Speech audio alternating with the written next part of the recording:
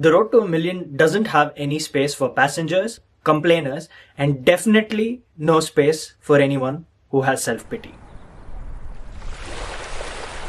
The truth is, most people love self-pity. And the problem with self-pity is it makes you feel very good. Secretly, most people who go through breakups, most people who are going through a bad time, most people who are suffering through a sickness want pity from others. They want others to know about their problem, and then they want others to tell them it's okay, it's gonna be fine. And they like that constant validation. Now, self-pity is exactly same as self-improvement. The only difference is they are on opposite sides of the spectrum. Now, if you have the worm of self-pity, you will see a downward spiral in your life. And similarly, if you have the worm of self-improvement, you'll see an upward spiral in your life. Now, the only difference is, based on your obsession with these two, the degrees of variance between growth or downfall will matter. If you are someone who has self-pity, you are most likely doomed. There is no way to come out of it once it becomes a habit. You need to realize it in the very beginning itself, and it often masks itself as smartness or intellect.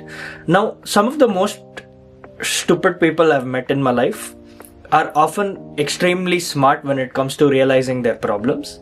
I myself used to go through self-pity a lot when I was younger, and I had a huge mindset shift when I had an environment shift. Now, from my own personal experience, I can tell you, if you want to have a mindset shift, you need an environment shift. You need to remove everyone who will remind you of your current life. That could be your home, your parents, your family, your current school. You need to completely move into a new environment where there is no one who knows you. You completely test a new personality. You get confirmation. You don't come back to home and they tell you you're trying to be fake. And then you have a transformation. Then that becomes the new norm. So when you meet them next, your personality has shifted. It's always, people who go out somewhere or move to a different city, and when they come back, everyone says, oh, you have changed so much, you have grown so much. No, the truth is, they can grow when they are at home, but the only thing is, society has this way of keeping everyone in line. So the moment they see someone in their own home or in their own surroundings change, they quickly say, you're acting too much these days, or you're trying to change too much. And they try to keep them in that social policing. But the reality is, if you want to change, you need no social policing. And the only way to do that is changing your environment. Isolation is absolutely mandatory. It is a gift. And if you have that gift, you can keep growing constantly for as long as it takes. Because the moment you get into a relationship or a friendship or a situation where you're living with people, eventually they will not be comfortable with you constantly changing. And that will piss them off. That will be like, you're changing too fast, or I'm not able to link with you anymore. And the truth is, you need to meet these people, and then you need to meet new people, and you need to keep filtering them. That is the only way I have grown. I've constantly filtered people based on my growth curves. Every time I move to a new place and I've grown up to a certain point, I get new friends. And the moment I start growing out of that threshold, they start acting weird, and then I know it's time for them to go. That is how the growth curve works. It sounds very, very bad, I know, but this is what has worked for me.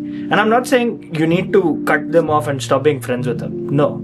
You can still talk to them, you can still hang out with them, but it'll be of a recreational sort. It's not someone you're taking advice from. It's not someone you're sharing things about your life with, because you do not want that social policing. And self-pity is the worst form, because if you have it, you seem very smart about it. You realize everything so well. You Google, you read psychology, you understand yourself extremely well, and you think you're too smart and no one else gets you. But the truth is, if others can see that you are stupid, they'll tell you on your face, no, this is wrong, no, the only way is brute force, or you need to just get over it. If people are telling you this, then oftentimes you are the one at fault, because that is the exact opposite of what improvement is. I have been that guy too, where everyone was telling me you just need to get up, grow up, get over it. But now I'm also that guy who's everyone's telling you need to slow down, you need to relax a little, you need to take it at your own pace. Life doesn't have to be so risky. So I associate this with an extreme end of growth, and I associate this with the extreme end of decline. And if you are being told you need to get over it, you're probably going to need to get over it. And if you're being told to slow down, don't do it, because that is when you need to keep breaking through. Especially in your 20s where you don't have to settle down, I believe this is where you need to constantly push yourself. And even if you crash land, you can still get up, you can still keep fighting. Because I like this one quote from Chris Williamson, which he stated in one of his podcasts. It is, you will either live it up in your 20s or you'll grow it up in your 20s. And I believe I want to grow it up, and that is the goal of this channel too. We are on the road to 1 million, and we are going to grow it up in our 20s.